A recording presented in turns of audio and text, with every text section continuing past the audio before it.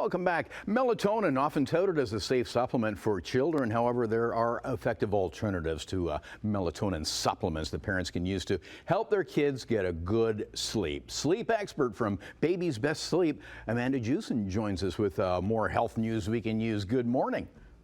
Good morning. How are you? Good, good. So stateside, the CDC came out with a report showing that there was an alarming number of overdoses of melatonin with children. It's, you know, even for adults, it's recommended only short-term use, and the overdoses are quite easy to happen with children. So it's something we have to be really careful of with these supplements, and perhaps we can look at some natural solutions. Yeah.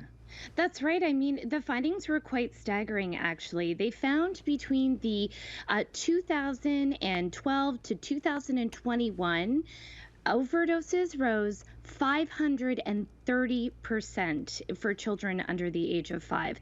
When we can do things really naturally. It's a huge spike, right? So when I think of that, I think of all of my clients who really suffer with helping their children fall asleep. What's this pandemic, these numbers, is this pandemic induced? Yeah, I mean, we've seen a lot of different things for children as a result of the pandemic. I mean, one of which could just be that melatonin is lying around on the kitchen counter, right? And when we have children home and exhausted parents, things happen, right? Yeah. Before we get into some ideas and solutions, what if that happens to be the case and there is a melatonin overdose? This should go to a poison center? Absolutely. You call the poison center right away. You call your doctor or head to the Emerge and follow their directions exactly. Yeah. Okay, so let's talk about some natural alternatives. Yeah, so you know, the great thing about melatonin is that our body produces it naturally all by itself. And we can encourage regular production of melatonin with two simple ways. Number one, you're going to put your children to bed and wake them up at the same time every day. That, with a combination of taking your kids outside and exposing them to a ton of sunlight. So sunlight combined with darkness during bedtime hours tells the body to stop producing melatonin at one point and to start producing it at the other. That combined with the bedtime stuff, it's going to happen really naturally. You're going to program the body to do it all by itself. So really important to get your child on the right clock. That's right. Body you got clock. it. That's exactly it. Yeah. And maybe rewards would come in handy? Absolutely. So I recommend for all of my clients a little handy dandy reward chart. Now, you see the number one thing here, go to sleep on time. Now, this should never be used in a punitive way or a way to shame children. This should be really exciting and rewarding. So you could say, you know, if we fall asleep at a regular time, 5 out of 7 nights, we're going to go to McDonald's and get an ice cream. Or let your child decide. The more choice that your child has in the process of sleep, the more buy-in that you're going to get. Right. Any other ideas?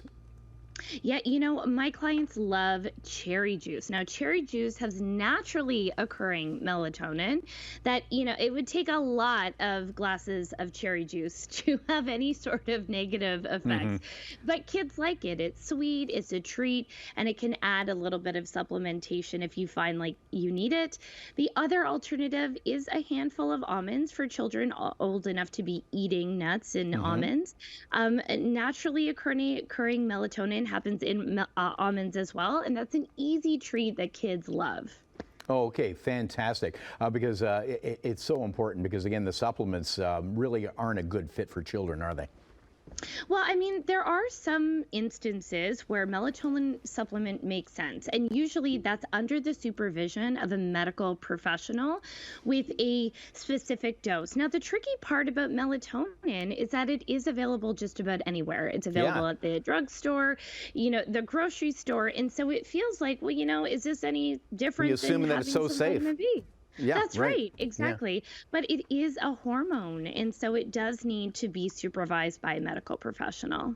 Absolutely. Well, thanks for your great tips and advice on this. We're going to link up your website, too, for a Baby's Best Sleep expert, Amanda Jewson. Thank Good to see you. Okay. You too. Maybe you can help us with getting a good night's sleep.